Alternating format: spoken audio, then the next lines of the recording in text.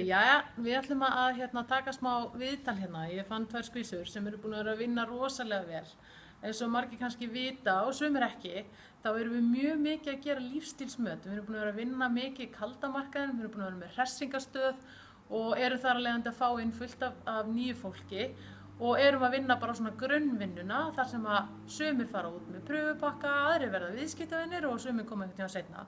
Þannig að mér langar aðeins kannski bara að fá að tala aðeins við þig, Elsa, af því að þú ert sem sagt búin að vera að vinna með okkur í svolítinn tíma en ert búin að vera að vinna mjög markvisst núna síðan þú fluttir heim frá Svíþjóð. Já. Og ert að gera hérna lífstílsmöt og fara í gegnum lífstílsmatsbókin og allt þetta. Hvernig finnst þér að vinna eftir þessum gögnum? Sko, mér finnst þetta bara í rauninni algjör snilld að þetta er mjög einfalt í notkun. Lífstílsmatið, þú færði allar upplýsingarna, getur gefið viðskiptavinum allar upplýsingarna sem hann þarf í rauninni, allt af skannanum. Og svo er það bókin. Mér finnst hún nefnilega algjör snilld, hún fer í rauninni bara yfir það, skref fyrir skref, hvernig ég geri lífstílsmat. Það hjálpaði mér sérstaklega mikið í byrjun, því ég var svona ok, hvað ég gera. En þá fer hún bara yfir, skref fyrir skref, hvað ég að gera, en samt sem áður er hún þannig að ég get aðlagað að því hvernig mér finnst það að vinna þetta. Það er allt tekið fram hérna, fyrirtækið, ástandið í dag, blóðsykurinn, vörurnar, árangurinn allt, en þá get ég valið, mér finnst þetta mikilvægara en eitthvað annað, þá kannski fer ég dýpra í það, hoppa kannski yfir eitthvað sem finnst ekki alveg jafn nauðsynlegt og eins líka, kúnnarnir eru mismunandi. Það er mismunandi hvað þú þarft að hafa fyrir hverjum einum, þannig að þú valið, ok, það minnst þetta henda þessum betur, og reynir svolítið að skynja það, hvað hendar hverjum einum. Þannig að þetta er bara, gæti eiginlega ekki verið einfaldara. Ok, annað líka. Þannig að þú ert búin að vera einmitt sjálf að vinna mjög mikið, en svo ertu líka að fara að kenna öðrum og þú ert með systurina hérna með þér og ert búin að vera að kenna henni. Jú. Þannig að, og kannski einmitt gott að segja það, ástæðan fyrir við settum þetta saman í bók var það, við föttum það, við sem erum kannski búin að vera í einhvern x langan tíma og nokkurn veginn fann að kunna þetta, að allar upplýsingarnar voru alltaf bara hérna. Það var svo erfitt að láta einhvern annan fá hausinn á sér sem að hann gæti haft með sér til þess að hann gæti farið að gera lífstílsmöt. Þannig að við urðum að koma svo í eitthvað svona einfalt form sem að allir gætu stuðst við og þyrfti ekki alltaf að hafa leiðbeinandann með sér. Þannig að þú ert búin að kenna systurðinni. Hvernig finnst þér að kenna öðrum að vinna eftir þessu gögnum? Hvernig hafið þið verið að gera þetta? Sko, í fyrsta lagi get ég bara strax við það ég er umlögkennari. En með þessu, að þá er ég óðabóð kennari. En við erum ennþá að gera það þannig að ég sitt með henni og gerir lífstílsmötin og hún er ennþá bara að fylgjast með til að bæði finna sinn takt og læra inn á þetta. Þannig að hún, við ferum rauninni bara yfir með hennar viðskiptavinum eins og ég gerir með mínum viðskiptavinum og leyfi henni að fylgjast með og einmitt koma með input ef hún hefur eitthvað til málanlega að leggja. Og ég vil meina þetta gangi vel hjá okkur. Já. Segðu okkur aðeins hvað heitir og hvað þú ert búin að vera lengi? Já, ég heiti Marja og ég byrja að nota vörurnar í byrjun maí og eftir svona mánuð þá skráði mig inn og var orðin senior consultant í dag. Komin í fastan 35%. Já, og svo er bara nýbyrja að taka sér lífstílsmöt, hérna shake party og komin okkur inn. Frábært. Þannig að þetta er bara svona. Og hvernig finnst þér að, bara ok, að því að nú eru þér bara svona nýlega byrjaðar, bara þannig að tilhugsun kannski að þú sért að fara að gera þetta sjálf. Hvernig finnst þér það? Þetta er svolítið stressandi og ég gleymi þessu svolítið, en með bókinni, þetta leiðir mann alveg í gegnum þetta og maður gleymir engu, þetta er alltaf hana. Já, þú ert með þetta allt fyrir fram, þannig að ef maður kann að lesa, þá er maður nokkuð safe. Já, fínt að geta að lesa líka á hvolfi, sko. Já, það er mjög góð kostur ef maður getur það. Ok, ein spurning kannski bara, hvað var það svona sem tókaði þig að stað að gera dreifingar eða fara að stað að læra að gera lífstílsmöt og svona? Eiginlega systir mín hætti verið svona í þetta. En mér finnst áhugavert og ég vildi geta gert meira með þessu og sjá árangur hjá öðrum. Kannski fá einmitt inn fyrir þínum vörum og smá aukatekjur. Já, akkurat. Það hjálpa alveg smá. Já. Snill, það er bara gangið rosalega. Laka til að sjá þig hérna á fullu í sendirnum og gera þetta alveg sjálf. Elísu hérna hjá mér og hún er glænýr qualified producer til hamingju með það. Takk. Það þýðir að hún er komin í fastan 42% og það er náttúrulega fyrsta lagi betri hagnaður af þeim vörum sem hún er að selja en hún líka núna farin að fá heildsölulaun fyrir það sem hennar dreifingaraðilar að gera. Það rosalega skemmtilegt að fá lagt inn á sig 15. hvers mánaðar frá Herbalife. En mér langar aðeins að spyrja þig, þú kemur inn í lífstílsmat í gegnum Fit og Foxy síðunar, ekki? Og varst ekki farin strax á vörurnar, en varst að koma með fullt af fólki til Bjögga, þessar tilvísanir, sem gerði það verkum að hann sá að þú varst bara algjört frábært efni í dreifingaraðila og þú skráðið inn, vinkonæðinar fara á stað og þú líka náttúrulega nota vörun og svona, en síðan liða nokkri mánuðir og það ekki fyrir núna í lok júní sem að þú ert svona að fara að gera eitthvað einhverjum krafti. Já. Hvað ég var aðeins að spjalla við þig áðan með þetta hvað þú varst að gera einmitt fram að því og þú varst að vinna segir hjá pappaðinum. Já, ég var að vinna þar í 13 tíma á dag. Á bílalegu? Á bílalegu og það var bara mjög þreytandi og ég hafði ekki orku í að gera neitt annað heldur en bara að vinna og fara heim og svo og síðan aftur að vinna.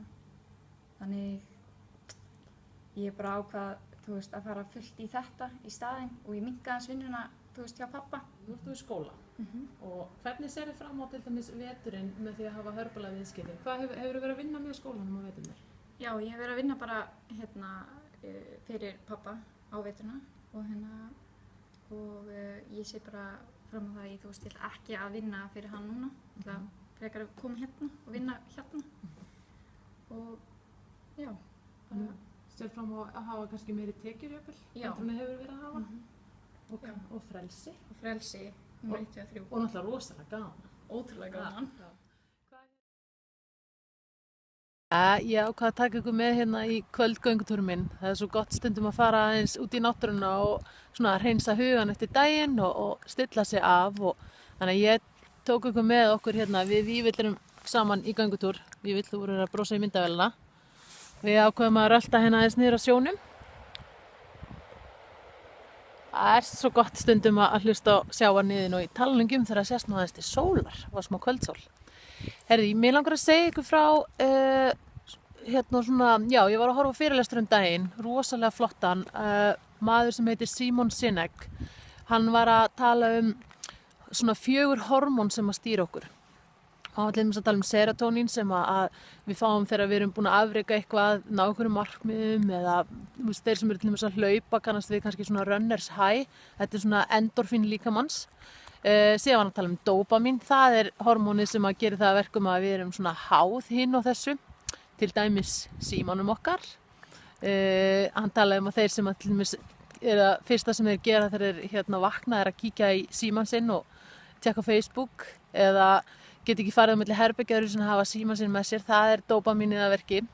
Þannig að mjög sniðugt og svona gagnlegt að tjekka á sjálfu sem með þetta. Síðan var hann að tala serotonín og svo var hann að tala hormón sem heitir oxytocin. Ég ekki að fara í líffræði með ykkur. Heldur. Þetta tengist svo mikið inn á alla hegðun sem að við, og hegðunarmunstur sem við erum í. Og oxytocin hormónið sem svona lætur okkur líða vel, sem svona love, friendship, traust og svona eins og hann segi unicorn and rainbows. Og ég held allavega að við mættum stundum vera svolítið duglegri að fá okkur oxytocin skamt, ef maður getur sagt svo. Þannig að bara til dæmis þegar við hittumst niður í Center og að gefa eitt knús á vinnufélagann, það getur alveg aukið oxytocin framleiðsluna í líkamanum hjá báðum aðilum. Og það sem oxytocin gerir það að það ekki bara lætur okkur líða vel, heldur okkur langar í meira, sem gerir það að verkum að við gerum meira í því að búa til aðstæður sem að skapa oxytocin. Sem til dæmis bara það að samkennd með fólki, skiljið, eða þá einmitt þetta að gefa eitt knús, gera góðverk og alls konar svona. Þannig að það svona skemmtilega ávanabindandi að fá sér oxytocin. Eitt sem ég tók þetta aðeins lengra og fór aðeins að pæla í þessu, því að þegar við erum núna, við erum mjög mörg að gera fullt af lífstílsmötum og hitta fólki á skannan og allt þetta, og það ótrúlega algengt að maður verði svona pínu missi fókusinn yfir á það að það verður að koma viðskiptavinur, þú veist, það verður að koma sala, ég verð að fá pening í vasan, þú veist, og ég verð að fá voljúmpunta, að því við erum náttúrulega með keppniskap og erum að keppa að voljúmpuntum og, þú veist, auka tekjurnar okkar og allt þetta. En þegar við setjum fókusinn yfir á þetta, að þá eiginlega svona missum við þennan þetta tækifæri á að fá okkur smá oxytocin skamt. Þannig að ef við bara pælum aðeins í því hvað verðmæti við erum að færa fólki þegar það er að koma til okkar í lífstílsmat.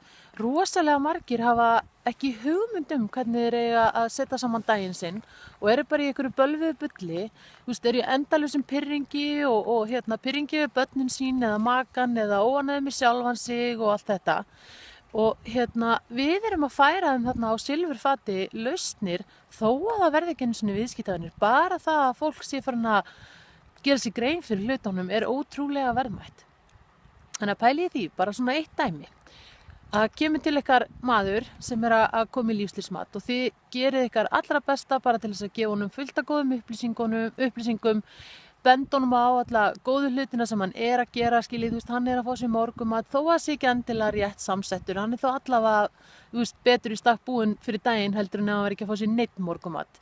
Þú veist, hann er að drekka eitthvað af vatni og er eitthvað að hreyfa sig og svona, jú, getur bætt sig, en þið stappið hann stálinu, hann sé að gera alveg fullt af góðum hlutum, gefa honum upplýsingar og hann fer frá okkur án þess að kaupa nokkuð.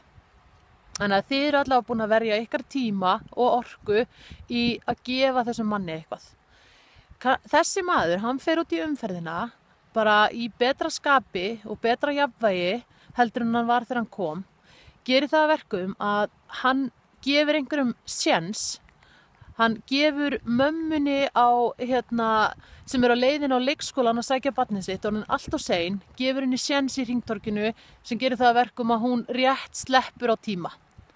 Þannig að hún er í betra skapi þegar hún sækir barnið sitt og er að knúsa það og gefa því oxytocin og svo fara þau í búðina.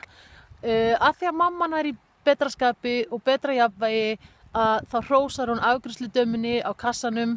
Þannig að afgreiðsludaman fer heim í betra skapi, þú veist, fekk kannski búin að eiga leiðilegan dag, fullt af erfiðum viðskiptavinum og svo kemur þessi kona sem var búin að fá oxytocin skammtið sinna því að maðurinn sem að þið voru með í lífstílsmati gaf henni séns og hún gefur oxytocin til afgreiðslukonunnar. Þannig að hún fer heim í betra skapi, knúsa börnin sín í staðinn fyrir að vera pirruð. Skiljið, svona getum við gert fullt af góðum hlutum þó að við séum ekki endilega að fá voljúmpunta og peninga fyrir það akkurat núna, en við allavega skiljum eftir svona góða slóð og við fáum oxytocin skamt fyrir þetta líka í leiðinu og fólki sem kemur til okkar. Og ef að þið sjáu þetta fyrir ykkur og farið í gegnum þetta og fáið svona pínu gæsahúð og svona sjáu hvað við erum að gera góða hluti, þá eru þið núna, bara núna akkurat, að fá smá oxytocin skamt.